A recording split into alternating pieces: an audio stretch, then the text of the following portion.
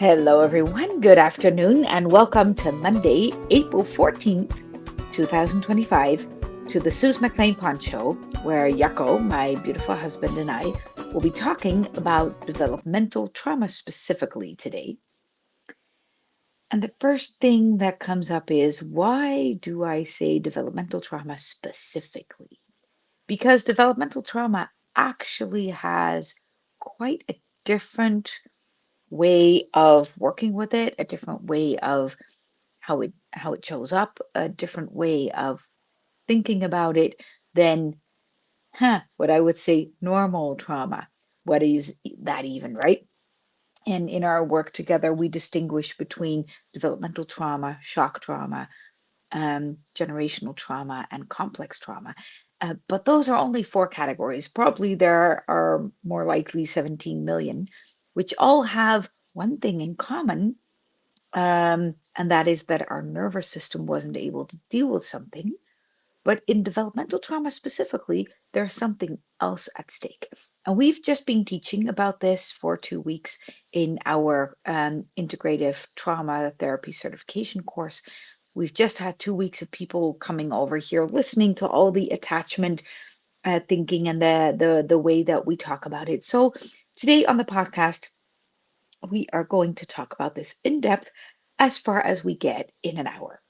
Yako, what are your first thoughts after the things that we taught over the past 2 weeks? Because to a certain degree, Yako is a student as well as a co-teacher in those courses. Well, he has many different roles during those courses. And I'm curious what you would say about this. No, I would like to distinguish the first of those 2 weeks with the second because it Yes. was really different. But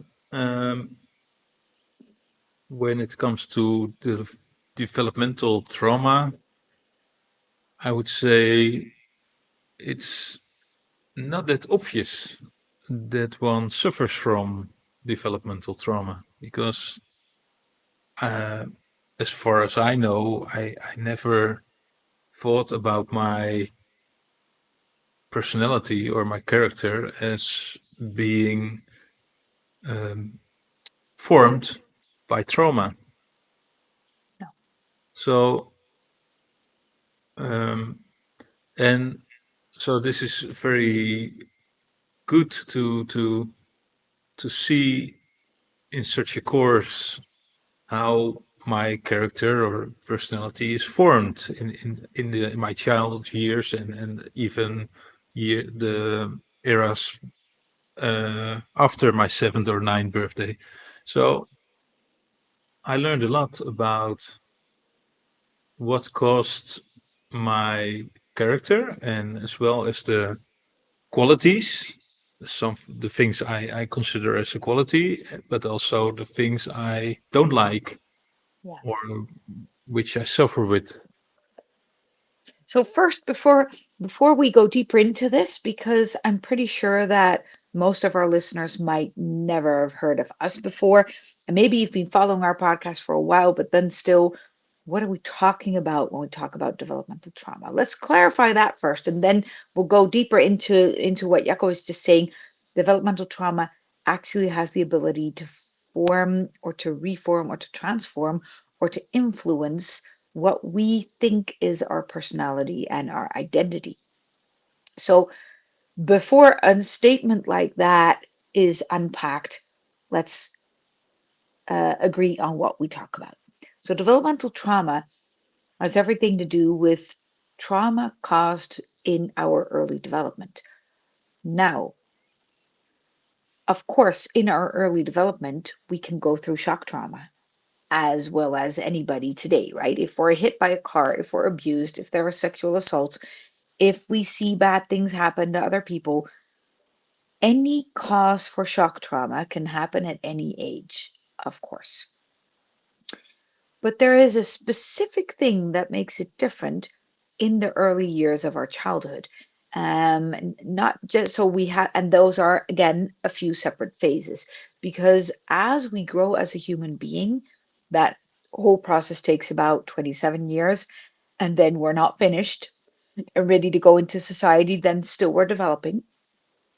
But the whole development of our nervous system and our brain centers takes about 27 years to fully process. In those years, we go through certain phases that we need to go through in order to create a healthy functioning system and a healthy functioning brain and a healthy functioning nervous system response. Now, shock creates trauma because our nervous system is or is not capable of dealing with things. That's one layer.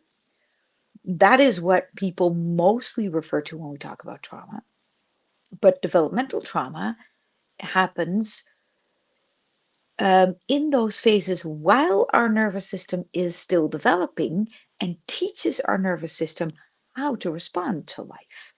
So that is, again, very different. So shock trauma has everything to do with how our nervous system responds to an outside event. So that has to do with what happened and our response to what happened. But developmental trauma specifically is creating our ability to respond. So it is more about what didn't happen. Developmental trauma is more caused by the lack of a supportive environment, by the lack of what we would have needed in order to create a basis to respond well to life.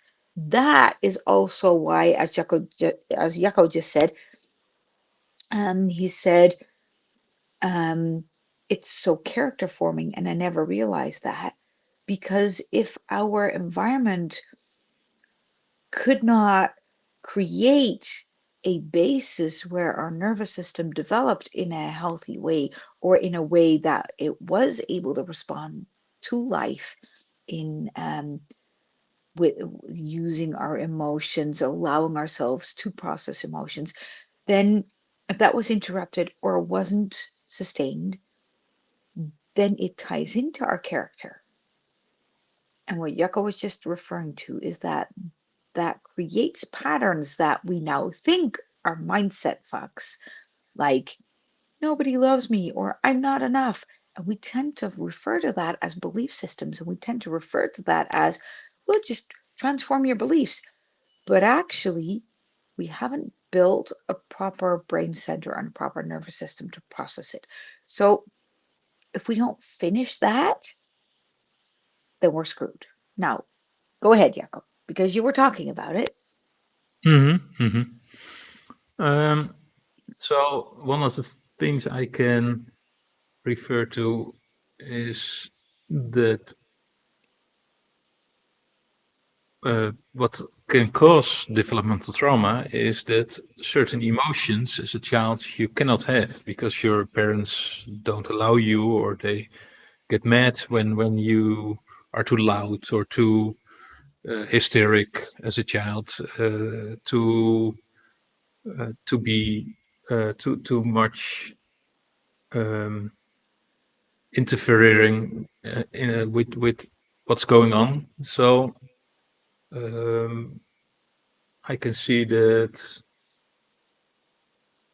being too much in a situation, or being too loud, or too dramatic, or just taking up too much space, or explore too much, and you might have parents that think that's dangerous, or they cannot have you in certain situations, so they Yeah, try to protect you.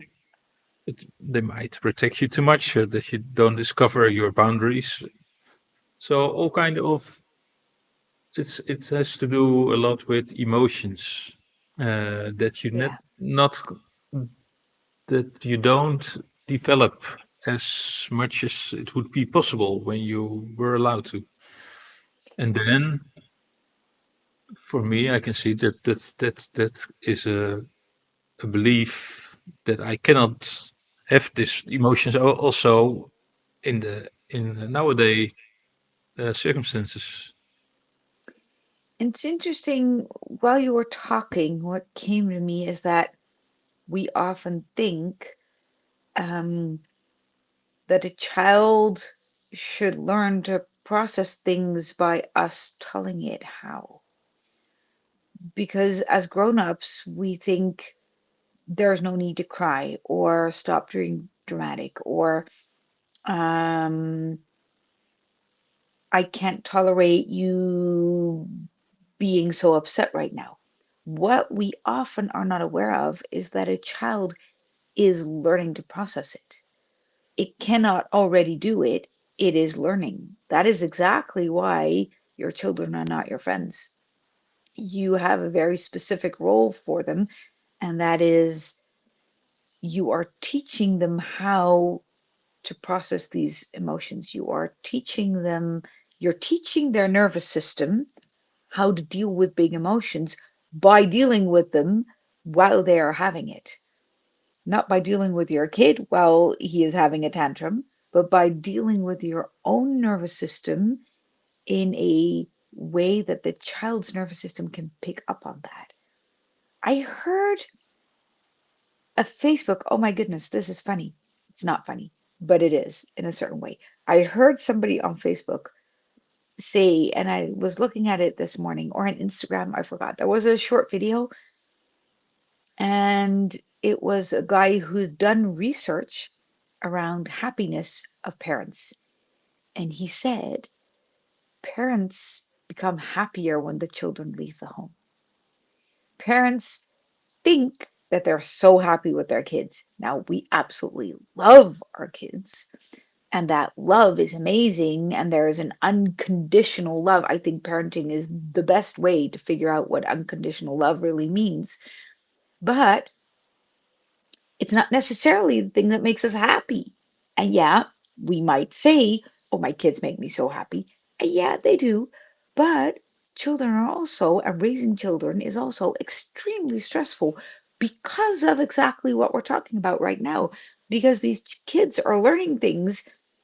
We just want to play with our kids. Yeah, our kids are needing us to be in a divine state all the freaking time. And we didn't have divine parents. So they are confronting us with every breach of our own nervous system. And they're demanding of us that we heal that in their presence. Now, that might have been easy when we were hunter gatherers and we had 20 people around us and all of the group was taking care of all of the group. But today, if they send the police to your home because you're not capable of dealing with something in your kids, there's enough stress on our plate, um, which is not helpful because if parents are overwhelmed because of society, because of their job, because of their marriage, because of all these stress factors, because of their own breach in their own nervous system, then we can easily talk about what should have happened. Yeah, but that's not going to help you today. What should have happened is not going to help. What's going to help is knowing that it's never too late to fix these brain centers. But if we don't, the whole next generation is screwed. What I think is that what people consider as childish behavior and childish then in unwanted behavior, Mhm. uh, it is a child exploring, but the parent not um, being able to allow this. It seems that there's a lot of societal rules and norms about it. So there are all kind of rules that children shouldn't behave like that. But they, Yes, like you said, they cannot do different things because they are exploring and developing their brain centers and their emotions and their frustrations and all the kind of things.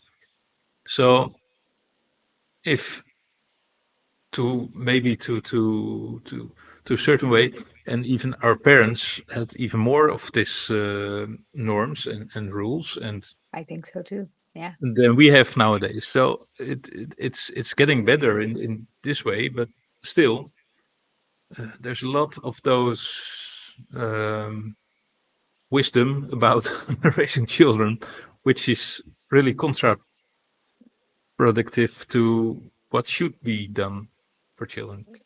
Yeah, and it also makes me curious to what would a perfect environment look like um, in today's society, because we can't say, well, today's society sucks, you know what, let's all go back to nature, because that's not what our world is made of today. And yet our kids need us um, to look to, and not necessarily only their parents, but our kids need grown-ups with healthy functioning nervous systems so that they can mirror that. Now, the interesting question for me is, but if we don't have a healthy functioning nervous system and we live in a society that is imposing all these rules on us, because I think that's the biggest problem, right? Mm, we are supposed to manage our kids. We are responsible for everything our kids do, which of course we are, because who else would be?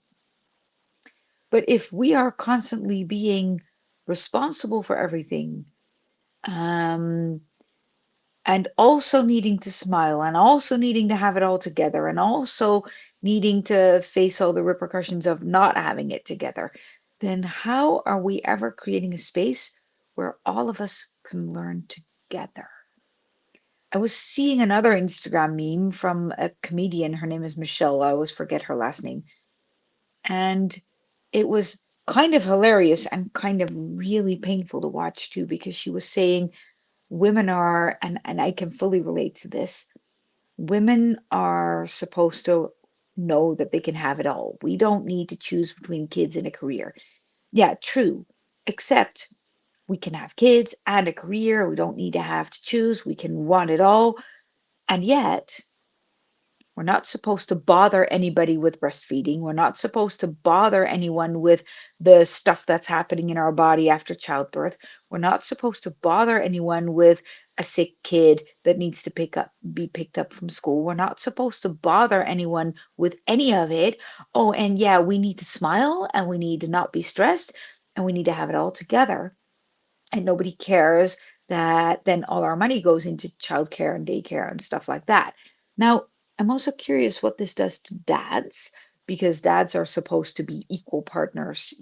Yeah, but are they really? And I'm not, and these are all big questions, because we, if we were not raised to have fully healed nervous systems, then making babies and creating kids is going to trigger all of the parts in us that weren't nourished well properly. And I can still remember when I just had kids, all of my childhood trauma came up. And I used to think people should be healed before they start having kids. And I've really come back from that thought, because we cannot be healed before we have kids, because half of the problems only starts once you have the kids. There's no way I could have faced my childhood trauma before I had kids, because I wasn't a mom. So half of the mom related questions didn't come until I was a mom. Yeah, but I think that's how you get it. But I think you had the problems, but you didn't need to recognize them No, because exactly. you were not confronted with them that The much. coping Maybe you strategies were, were, but you didn't recognize it. and this is interesting, I didn't recognize it, but also it was very highly appreciated by society. The way I took care of myself was deemed as something people wanted to learn from me. And in hindsight, these were huge coping strategies, but these are highly rewarded coping strategies. So I didn't even not recognize it. It wasn't a problem. It was something that people were trying to mirror from me, even. And I think that's not a developmental trauma pattern. It is a coping mechanism that we build because of childhood, that is underneath all of our society, that is impossible to break without societal change, and yet society's not going to change if we don't break it. Yeah. Is this different for fathers? How is this for men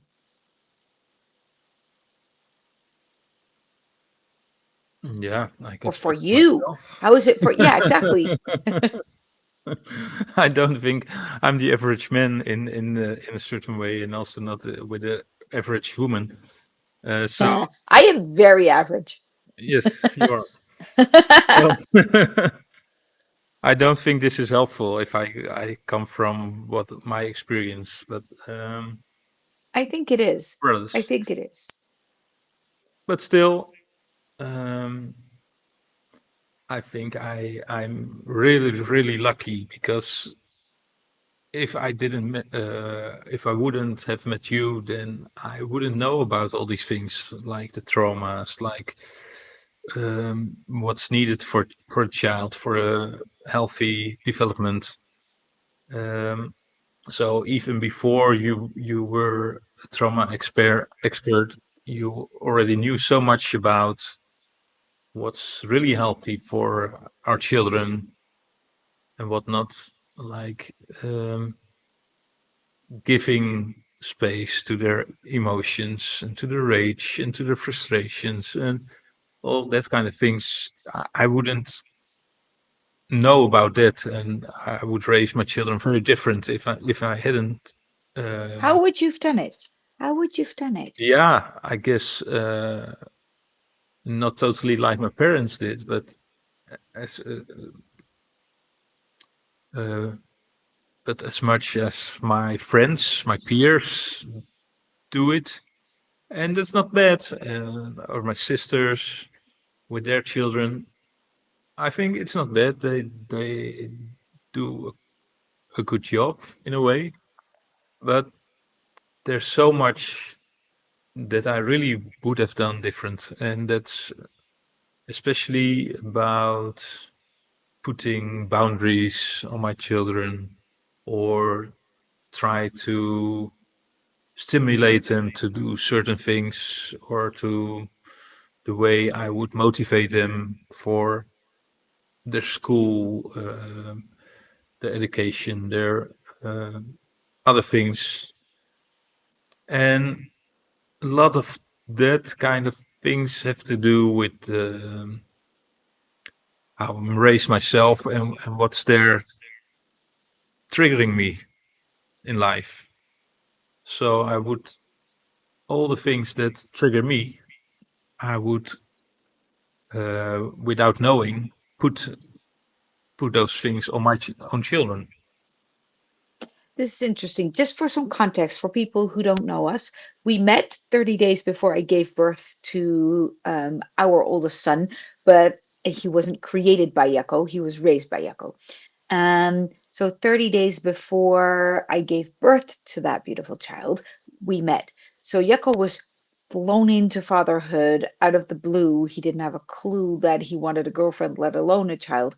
And then all of a sudden, there was a family, and we had two kids in a year and a half.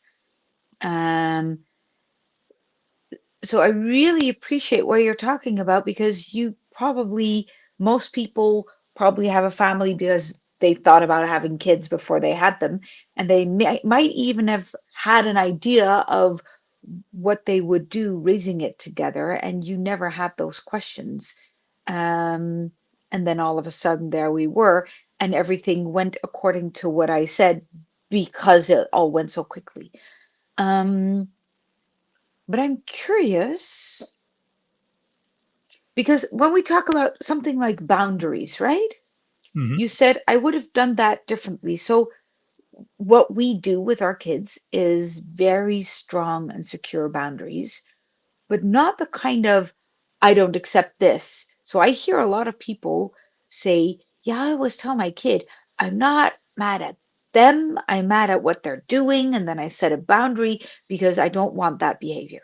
I have a very different opinion coming from developmental trauma around that. Because even if you give a child a timeout because of their behavior, a timeout means nothing to nobody under 7. because even though they might look like they understand the word, they're not learning from you saying, or I would even say bullshitting them around, separating between them and their behavior. That is grown up language, it's a grown up concept. A child under 16, well, under 12, cannot make that distinction. A child under 12 just knows if I do this, my attachment is gone. So they will do whatever it takes to make sure that that attachment is redeveloped, but that doesn't mean you're creating healthy brain centers in them, because what they need is to explore and experiment. That requires healthy boundaries, but that healthy boundary can never mean that attachment is at sacrifice. It should mean that they can't do it, but they are still safely attached. And that's a very different type of boundary. So if I don't want my kids to do anything, well, they're now 17 and 19. Now it's different. Now boundaries are different. But when I didn't want them to do certain things or show certain behaviors, I wouldn't send them out of the room. I wouldn't leave the room. I would allow them to process their emotions while I was present, while I was not letting them do whatever it was that they were doing. Um, so there were strong boundaries, making it safe for them to explore behavior, explore emotions, so that their nervous system would develop. Now, that requires us as grown-ups to have a safe nervous system as well. I did not have that. So in a moment, we'll talk about how to do that when you are fucked up by childhood, which I was. But I want to hear, Jaco, what would your thoughts of being around boundaries if you didn't meet me? Um, Good question. It's not that easy to answer because everything that didn't occur, it's just for imagination what would have happened, and we don't know for Well, sure. let's phrase it differently. Let's phrase it differently. Why did you stay? Because that wasn't, you say that wasn't easy always. No, I get that.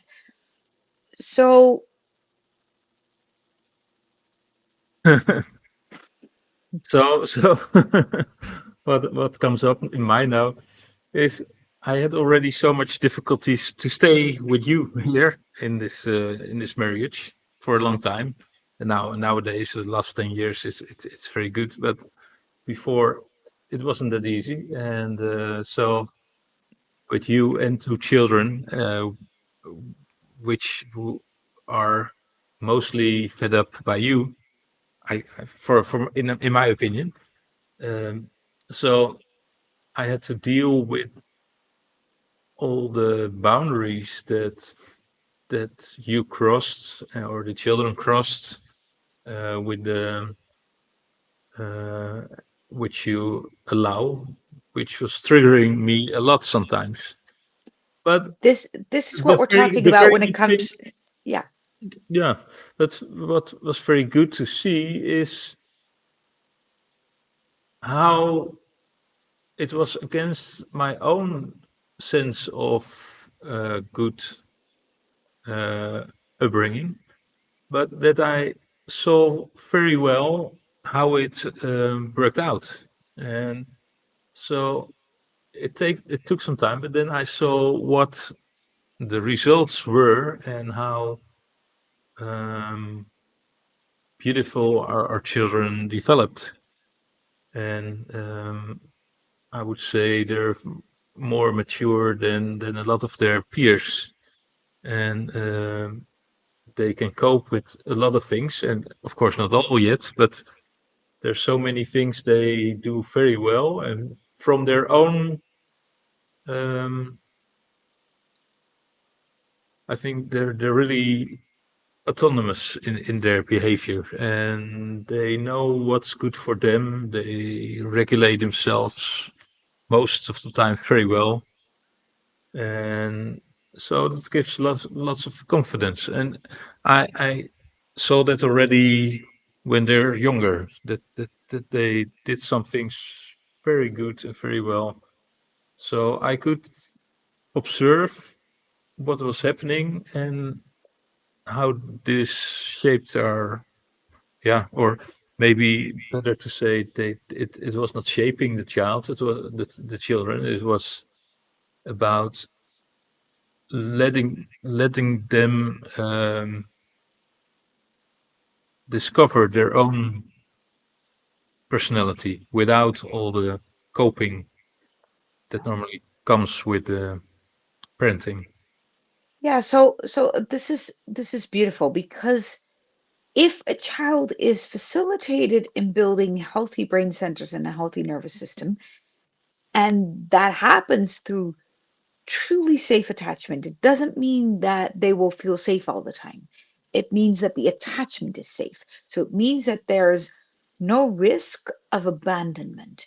If there's no risk of emotional or physical abandonment, and there is truly safe, unconditional attachment, then a child's nervous system and brain centers will start to develop properly. If that happens, they will then be able to develop a strong sense of identity in based on who they truly are. Now, you said something important, and that is that you didn't always feel safe in our marriage. And this is what developmental trauma looks like. Because while we were raising these kids, both you and I um, were faced with all the gaps in our own developmental trauma.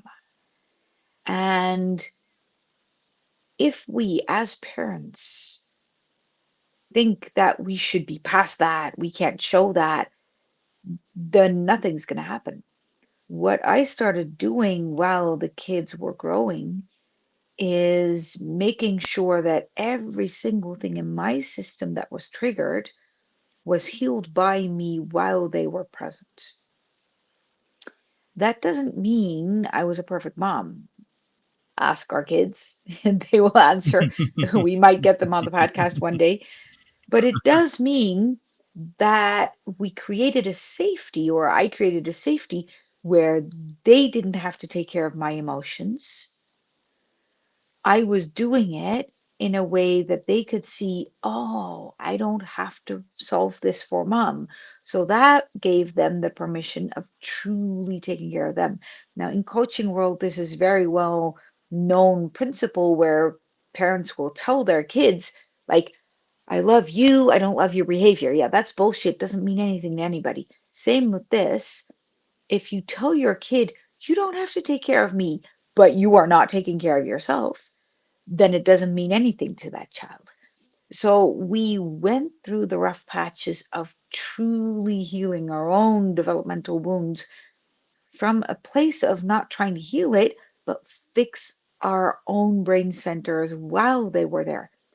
Jaco did not sign up for that course. I did. Jaco was confronted with it. And this happens a lot, where then all of a sudden the marriage will start to feel unsafe because Jaco didn't feel a lot of space for what he saw, what he thought, what he found truth. That meant that I didn't entertain you from a place of where you were feeling unsafe or where your wounds were showing up. I entertained you from a place of where I could see the divine shining through in you.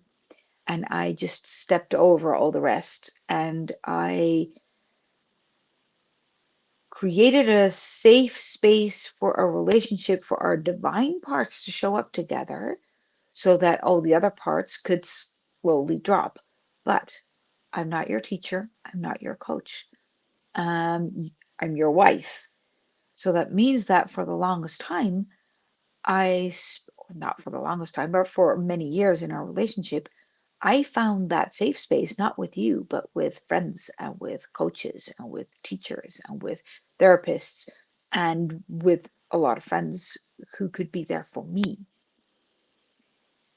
You staying was for me one of the most healing things because I saw how awful it was for you to not know and to have me not solve any of it, and you stayed. Now, that was healing for both of us because I have severe abandonment issues due to all kinds of things that happened in my childhood. It was very unpredictable, unpredictable emotionally, unpredictable physically, unpredictable if my parents would stay together or if they would kill each other at a certain point. I was terrified about those things happening. I can remember that my father would work about 30 minutes from our home and he would call before he left to drive back home.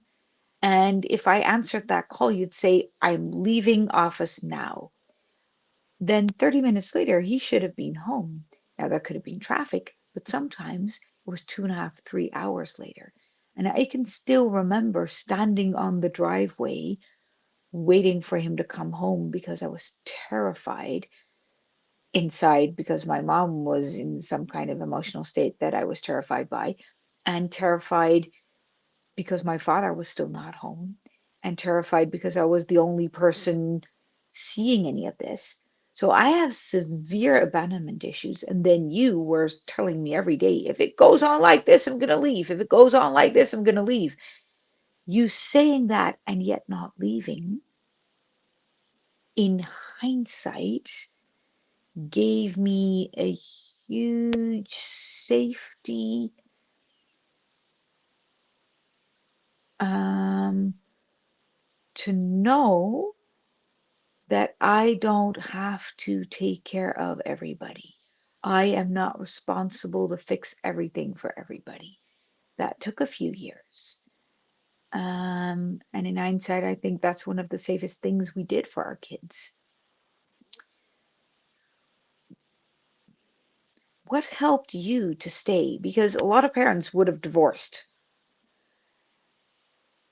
Mm, yeah, it's up to stay.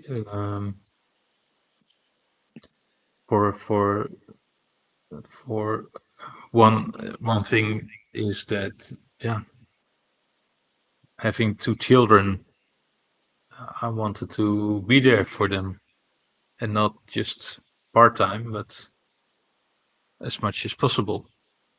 Um, and be a steady dad, not one who isn't there. So that's one, and two is I was not very happy, but at the same time I saw that there was also a lot of development going on. So, and I don't know if I was conscious about it, but I think on a certain level I could feel that there was also an opportunity to yeah, as I can see in hindsight, I can see, okay, I was learning. I was really learning about my all my childhood trauma, all my patterns, um, all my coping mechanisms. So to discover what it was that I got a choice not to do the automatic coping, but have a free choice to behave different step by step. I think I knew that I was getting more developed, better in in seeing what was my share in things, what I could do different, where I could learn from, and how I could free myself from all kind of automatic behaviors. Yeah. And Yeah. so, yeah, from some moment on, maybe I said 10 years ago, I don't know if it's 10 or 12, it doesn't matter. But then I could see, okay, now I see what's happening here. Yeah, that's beautiful because a lot of people, I think every single one of our friends called us at a certain point saying, guys, please do yourself and everyone a favor and divorce already. I think at a certain point, everybody had asked us to please do that. Um, and I'm not against people divorcing because sometimes it really can be a solution. Um, but I do think that we have way too much emphasis on relationships needing to bring us happiness. Whereas what we forget is that relationships are not there so that the other person can make us happy or compliment us or make us whole, but that relationships will show us where we were not whole to begin with. And kids will show us where our holes in our developmental trauma are. And two partners will also show where it's hard. Now, if we can stay and take the ability to respond internally and not the responsibility as in, I'll take the blame for that, but take the responsibility as in the ability to respond to whatever the fuck is going on inside of me, not blaming you, not telling you you're hurting me, and boy, did it hurt. But you were not the one causing the pain, and you hurt, but I wasn't causing the pain. If we can see, ooh, there's something up in my system, and I have the ability to respond to this, then a relationship is healing, deeply healing. I hear so many people, and healing specifically in the developmental trauma area, because developmental trauma is not caused by something that is attacking us, it is caused by something that was missing when we were young. So if it was always missing, it will show up in a way that feels like now the world needs to fix it, but the world can't fix it for us. All that can happen is that the world can break it open, reveal it to us, so that by revealing it to us, we have the ability to build new response systems. But the other person cannot build that for us. We need to do it. And what Jaco and I did is allow each other to be that breaking open of our system, but we can't heal it for each other. So both of us found ways to heal in front of each other. And today we can do it, a lot of it together.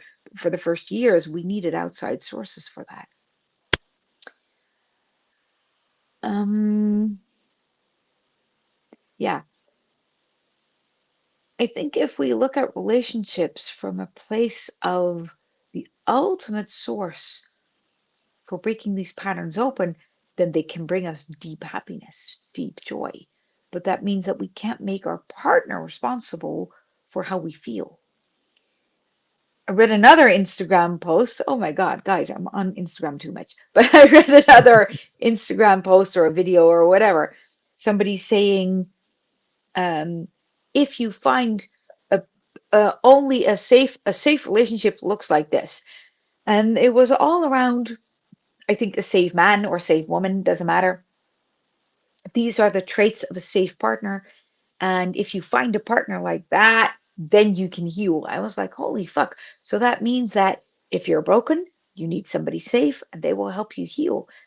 That's bullshit because ultimately everybody has developmental trauma because everybody grew up in this weird society that did not support our development. So then now I need the perfect husband so that I can heal with him. He is not my therapist, he's my husband. And he has his own issues, and I have my own issues. And we can't be each other's safe space. We need to be each other's space where we allow the other person to grow. That's a different thing. Now, of course, if somebody's constantly dumping their pain on you, saying, you're responsible for my pain, you're responsible for my pain, at a certain point, you might want to leave. Some people can actually cause pain. Not saying stay with those. So that would be too black and white. but what is the other person cracking open in you? That would be the best way to heal developmental trauma. But I would say then that the willingness of both partners to be curious about what's happening is really important. If Yes. it isn't there with both or one of them, it's difficult. Yeah, that's true. That's true.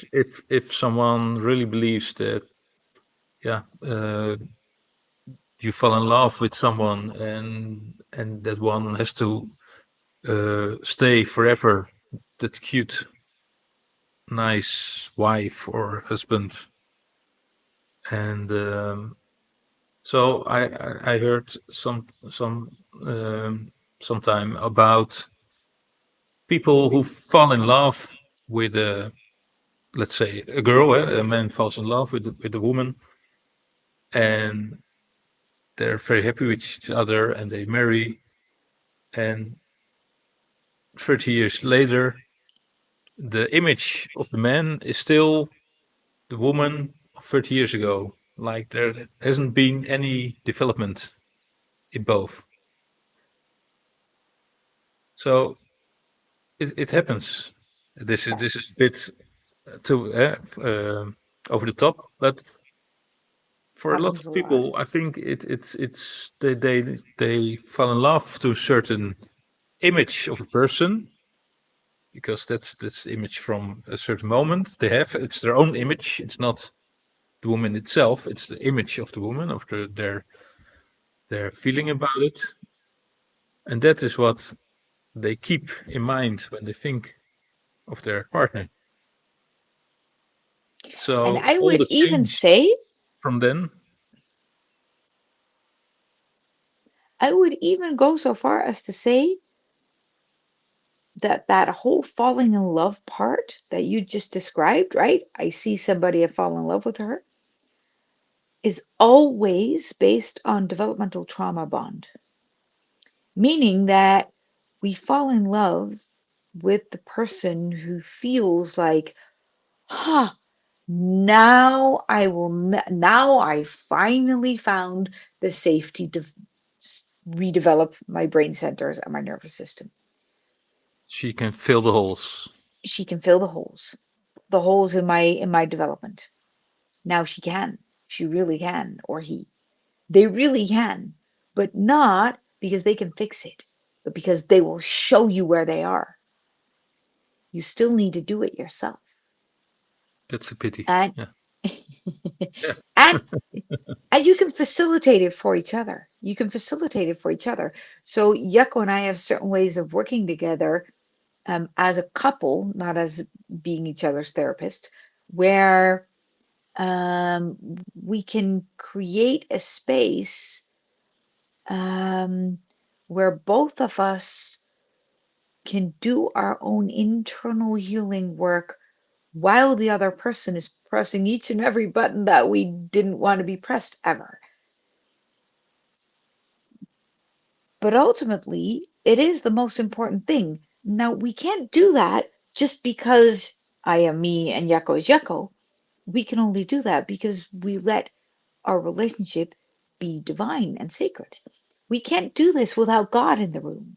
Because if I need, I, Suze, with all my developmental trauma problems that everyone has, and so including me as well, if I have to hold a space with my mind or with my thoughts or with what I know or with all the courses that I've been to so that Yucko can heal, I'm always going to be too small for that because I'm not his mom. I am just his partner and maybe his lover and his wife, but I will never be able to heal his developmental trauma, let alone create a safe space where that can be possible. If I am connected to God, whatever God means for you, and if you want to call it universe or love, whatever you want to call it, it's not a religious or church going God that I'm talking about, but I need to connect to something that is so huge that I will be held in a space so that Yucko doesn't have to be anything for me. And then he can be with all the childhood problems that he was in. We do this for our kids. That's what we started this conversation with. But I am in that divine space, holding that divine space for the unity that is Jaco and me as well. And then Jaco can heal his shit, and he does the same for me. But we can't do that without God. We can't do that without a sacred vow of marriage. Because if there is no sacred vow of marriage, then there is always going to be the fear, and this is the biggest fear in developmental trauma, the biggest fear in raising kids, but also the biggest fear in a marriage. That is that there always is an exit door. And as long as there's an exit door, we won't do it. Because developmental trauma is because we were not allowed to safely connect and attachment was at stake. That is why we didn't develop these brain centers in the first place. So then, if we're redeveloping these brain centers together with a lover, a partner, or a therapist, or anyone, there always needs to be a sacred space created by one really strong rule, and that is this space is filled with God. You don't have to take care of me. I will take care of me, and I will be here unconditionally. So, with whatever shows up in you, I can't do that on my own because Yucko's been through some shit in childhood that I cannot be with as a wife or as a woman or as a person that Yucko can't even be with. Only God can enter that space. That means that if he shows up with that stuff because it was brutal, and I say, oh, if you show up with that, I'm out, then again, there was conditional love. Now, do we always need to love each other unconditionally? Well, there might be reasons to not love someone unconditionally at a certain point. But in order to heal, we need that unconditional space that we can never provide for each other. And that is where God enters the room. How do you see that, Echo? Mm, yeah, I, gi- I give some other words to it, but what I am really trying to do in this kind of situations, in this kind of uh, connection, is to make the truth the highest power. And so maybe it's the same as you say, God for you. So that you're really true to your feelings. And for me, that's the doorway to be really vulnerable and um, to open my heart. And I think real love, the really feeling of love, is only possible when you can be that vulnerable. And all the other uh, words the love words you give, it's mostly to your mind thinking about love, I guess. If you think about love and you're not really vulnerable for whatever happens in the moment, or what has been said, what has been done, or what you do yourself, then there's not really an opening, and Yeah. there's not the real connection that is possible. Yeah, and the So kind of love Yako's talking about is the unconditional love that can hold anything. And I call that God, Yako calls that love. But it is a love that is willing to stay through brutal forces. And the unconditional love that does not judge. It is a different kind of truth because if you talk about, I'm true to my feelings, feelings can be caused by trauma as well as by genuine feelings. So it is truth from a place of who we are meant to be and not from a place of who we created ourselves to be. yeah, but it's about both because also our adaptations are real. So Yes, if you want to go to, but you're willing to look past them. That's what I mean. yeah, Yeah. or at least to be true to yourself so that you can recognize them. as long as you're not really true to yourself, Yes, you wouldn't even recognize your adaptations because you think, true. yeah, it's how I am, or this is normal, or this is just the way it should be. And only by being true to all those patterns, coping mechanisms, adaptations, it's possible to see, oh, what's really happening here, and then you have the freedom to choose another reaction. Yes. And that, yeah, that this is the for me the entrance to yeah, development, Yes. to getting really better. Yeah, and when we specifically talk about developmental trauma, we need to keep in mind that that space of unconditional presence of a healthy nervous system that was missing when we were young is what's being triggered. So the whole idea of somebody else needs to make it safe for me, they can never do that. Only God can make that kind of safety because nobody in the world is going to be that safe because we all grew up in an unsafe environment. So that means that we need to reconnect to the universal life force over mm, all the ideas that we have about life. Um, and that means that we need to do that while raising our kids. We need to do that in the middle of a relationship. And I used to think I'm just going to heal all of it before I start a relationship. But that's not going to work because you don't know what to heal if you're not in a relationship. Because Like you it said doesn't, about having children. Yeah. exactly, Yeah. it doesn't show up if we're not in the heat of the moment.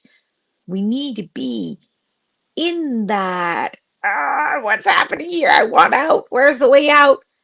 And then have a safe boundary from a place of a safe holding space where we can allow that nervous system and that brain center to rebuild. And only if we have those spaces where there is unconditional safety will we be able to do that. Now, we build that space here for our clients and our students and for each other and for our children. Um, but developmental trauma really needs that. If all we do is polyvagal nervous release or systemic understanding or talking about it or thinking about it or even somatic work, if that's all we're doing, we won't get past creating a new status quo of I will be ready to enter society. Yeah, but I don't want you to be just ready to enter society. I want you to be the container that can contain all of who you were meant to be because the world desperately needs more people who can deal with all their own shit and not just, I can deal with it. Like, I can close myself off of society so I won't be triggered, but people who can truly be happy no matter what the fuck is going on around them. That is what we need. And Yeah. that is what developmental trauma needs. So I hear a lot of people say, I want to be the best version of myself. And if they mean it this way, like you described just, then I think, okay, then we're somewhere. But, mm, Yes, so I would say it's more the most real version of yourself. exactly. But but then then it means something, I guess. And else it will be very much about still being in a coping way of life. Well, there's a lot of people who say, I want to be the most real version of myself, who still either want acknowledgement so that finally people are recognizing how real they are, which isn't very real, or Yeah. they're doing that from a place of, no, I'm real. If I set these boundaries and nobody triggers me, then I'll be real. Yeah. But When the I'm more, inflexible towards my exactly. And And what we need is people who are willing to be cracked open, who are willing to know that only when we think we're real, that's where the fun really starts. Because having God rip us open and flow through us, that means that that is a always never ending journey of becoming more real, more real, more real, more real, bigger and bigger and bigger and bigger until the day we die. No, that's a beautiful last sentence. Beautiful lessons, right? Guys, next week we will continue, and probably we will continue about this. If there's anybody that you think, ooh, they should have listened to this conversation, share this, tag us, rate us on Spotify. You can actually rate this podcast, and it will really help us to be pushed out by algorithms. If you rate us, if you comment, if you pass this on, thank you so much for being with us. And next week, we will continue this conversation. Bye. Bye.